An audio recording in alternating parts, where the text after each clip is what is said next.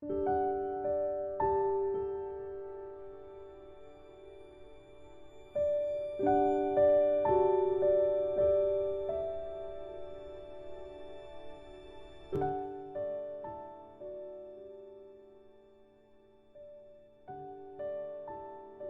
I am here today in a very therapeutic environment and a very energy-filled space. And I'm here today with Evguenia, also known as Alice, and we're going to be talking today about what she does in the community, the sex-positive community, and what she represents in regards to her business of all the services that she provides that you probably don't know about. But she's here in Toronto, available to you to try to give you that enlightenment that you're probably missing. SpiritSexLab is a fun space for playful exploration of spirituality, sexuality, personal growth, and it's all about your connection with yourself and also with those that you're close to. The connection, guys, that is the key word. You mentioned to me that you're from a conservative area in Russia. How does sexual exploration in Toronto differ from that? Because I know Russia, everybody has, their stereotypes of it's very conservative, it's very militant, you don't really associate sex with, or sexuality with, Russia when you first think of that. So how is it different here compared to where you're coming from? Yeah, I find people are a lot more open, a lot more sex positive, a lot less judgmental, and a lot more inclusive in comparison to what I've grew up with. Because yes, as they said, there was no sex in Soviet Union. Nobody knew how children even appeared, right? And masturbation was not allowed. When I got to the age of 13, I was given a book to read. So because everybody was completely uncomfortable with the subject. There was no sex education. Right. And sex before marriage was not permitted. So it's quite different, yeah. How did you deal with that? Oh my God. I felt very repressed. I feel like the conflict of, our personal ideologies and, the hegemony of society, depending on where we are in the world, that is always going to be conflicting. And with sexuality, it's always going to be a problem. Yeah, I completely agree with you for sure. It's very important for us to embrace who we are inside and just really authentically know what we need, what our fantasies are, and explore our sexuality and just do that, we should just be ourselves. Get into that innate self, and I think you do, a lot of great work helping people channel that and bring it out of them if they don't even know that it exists. So for energy healing, sexual guidance, meditation, what is your favorite service? Out of those, I know you probably do so many more things, but out of those three, what would you say your favorite service is? I love seeing people embrace who they are authentically and sexually and just really become playful and explore. I love that. But whenever spirituality meets sexuality, that intersection, I just absolutely love, energy orgasms or, your deepest connection with yourself and ecstatic experiences that go beyond just the physical, the multi-dimensional connection. So you say that probably then the energy healing is probably your favorite. Energy orgasms is the kind of a connection between sexuality and spirituality. It's an energetic phenomena when your sexual energy that resides at the base of your spine goes through the vertical power current and explodes out of your seventh center, and it's an amazing experience for sure. Okay, and I don't think a lot of people experience that because you're saying it's so euphoric, it's some big explosion and stuff, and a lot of people, for instance, struggle to have a basic, I wouldn't say basic, a lot of people struggle to have orgasms and feel sexual enlightenment, so I think that when you have a phenomenon that's sexual, that can definitely be enticing for people to maybe want to experience, and if you can encourage that, I think guys, she's the person you got to talk to. Thank you so If that dull light in your bedroom needs to be turned on, she's a girl. Where does your professional education certification come from? Because your work seems to be so scientific and academic, because I know you went to, I think, a profound school, and you've done so much time developing yourself and not just saying, hey, I'm just going to be a healer. She's went to school, she's done things, so why don't you let people know a little bit about your educational background?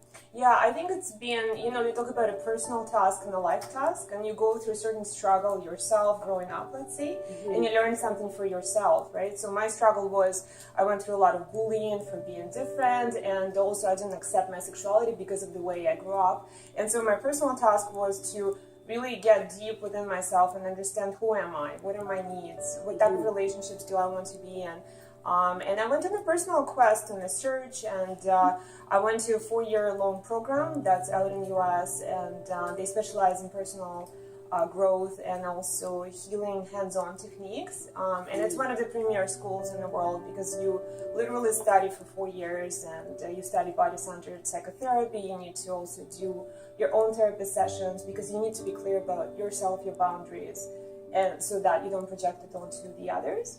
I also studied expressive arts for 4 years. I have quite a bit of experience and education in terms of like creativity and healing and so on. She's certified, guys. And I think that's important too, because there's a lot of people that will, you know, just have an interest in something and just want to practice or say like, hey, I'm just going to do this. But I mean, it adds more value when, you know, somebody is invested in themselves to get the education and the knowledge to be able to be certified, so that you can, you know, feel more comfortable and enjoy your experience and feel like you're being told something with, you know, some serious like grounding, and it's not just like off the top where I think this might work for you, or I think you should do this. It's like she said, she's also done, you know, hands-on healing, and there's stuff that, you know, she's done for self-development.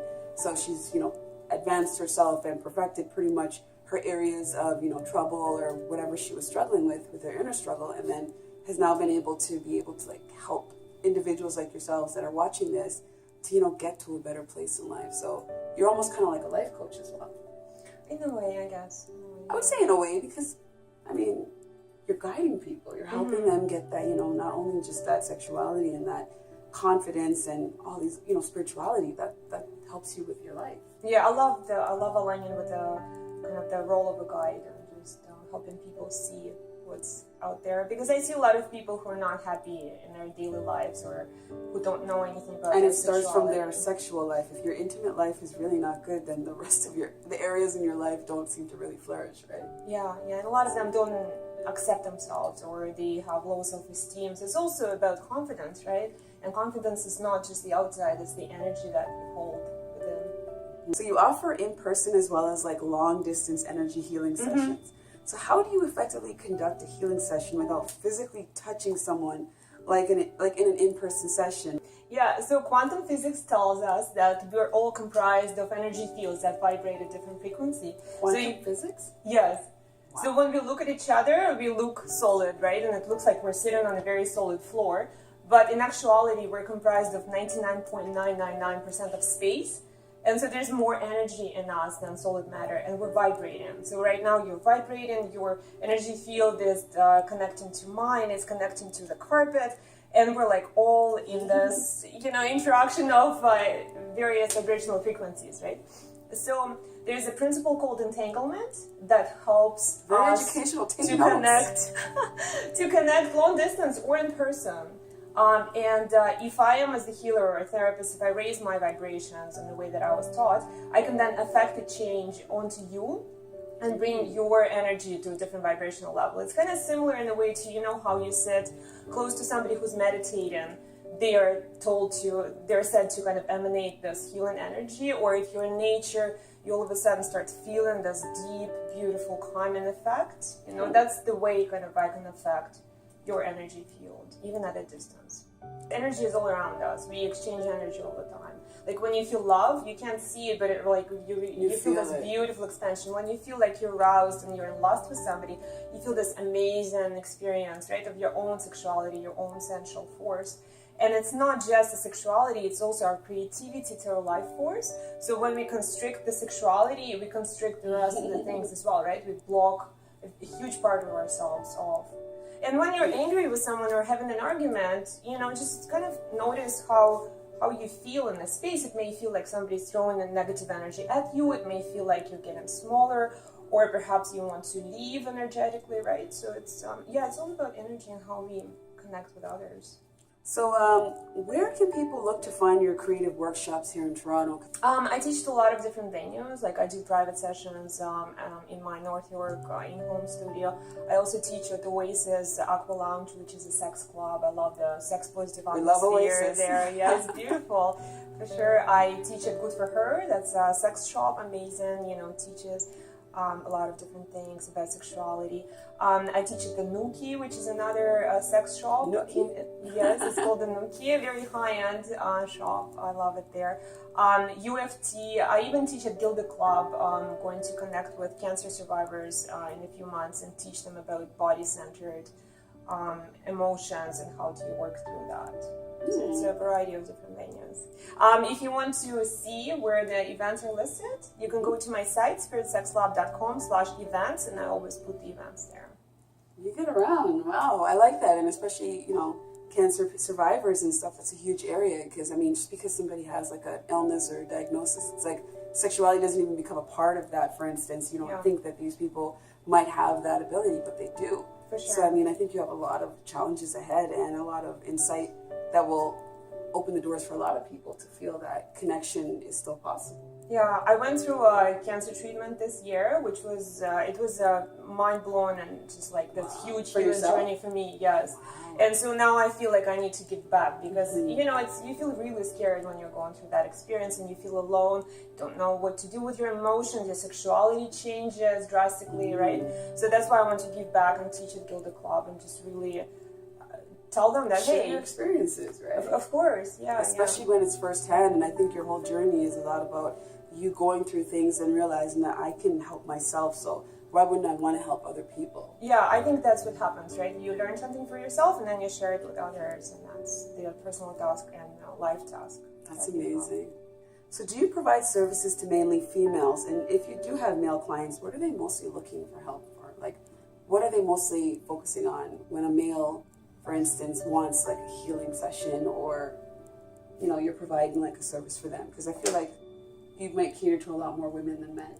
I see, I guess a good deal of females, males, and couples. I can't even say that they're more of one gender or the other. Okay. Females tend to work a lot on their self-confidence. They tend to not know what they like about themselves or what they love sexually, so it's more about exploration, just bringing out that sexuality.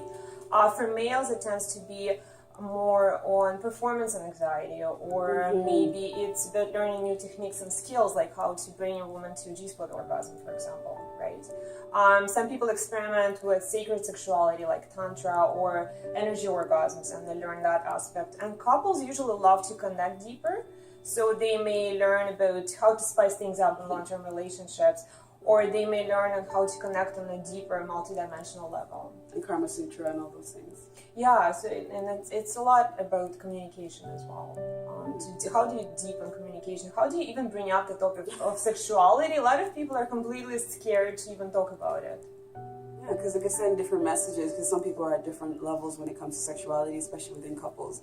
They bring different experiences to the relationship that they're currently in, and then all these maybe problems arise because it's like one person may not be up to the level as the other person. So for couples, definitely Oasis is an adult sex club and playground where you can go there and get insightful information and attend workshops or things that happen there as well. And since you teach there, I think that it would be a great place to connect with Evguenia to try to get some information on how to spice up that sex life. Do you face a lot of negative criticism and backlash with your full body orgasms, because they can get pretty intense? So some might confuse it with a sexual service. Like, how do you keep it professionally, like with your workshops?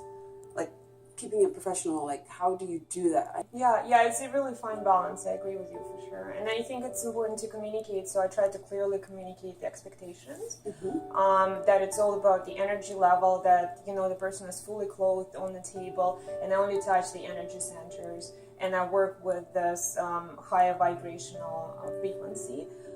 Sometimes I do have get requests for hands-on sexual work, and I just need to explain that, hey, that's just not part of my services, I tend to focus more on the healing aspect and the sexual guidance, so I would teach people, but I would not do it on the actual body, right? And sometimes people insist, they're like, hey, I think you just don't, haven't thought about it long enough, perhaps you should offer the sexual services, please reconsider.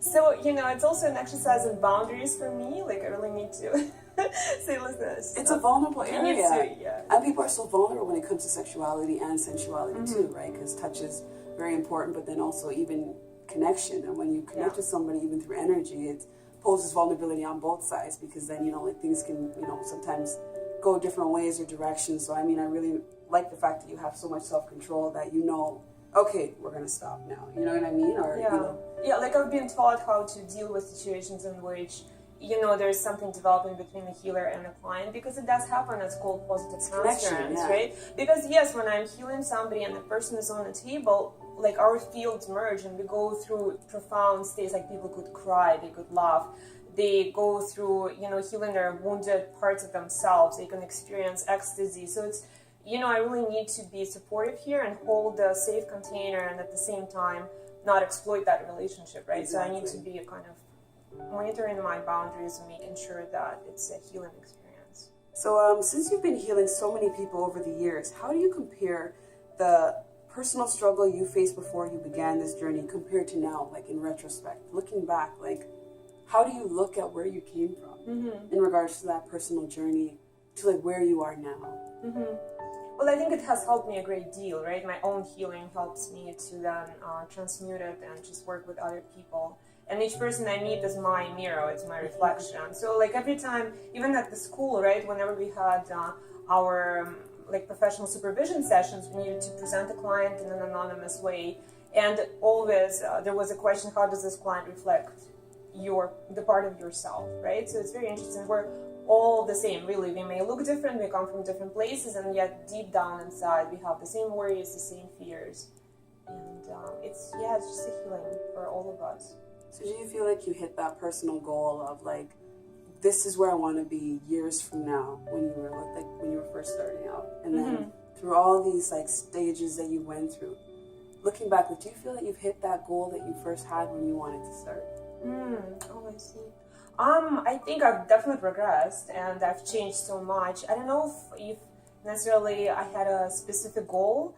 I think it's more about the journey and just progressing and changing yourself versus like having a very, very specific goal in mind for me. So I'm just loving all of the playfulness, all of the exploration, all of the healing aspects, and I've come a long way, that's for sure. And that's fair, and I think with anything when it comes to personal goals, I don't think we should ever sell ourselves short to have to just have something concrete. I like that it's an ongoing journey because that's what life is, right? It's not about that destination or that meeting point, it's about the journey we go through. So I think that's great. I think that what you do is amazing, and I think that it's definitely niche. And I think for people that are curious about, sexuality or healing, energy, connection, all these words that go together, I think that this is a great place. So thank you, Evguenia. I think this was great. Thank you so much. Bye. Bye.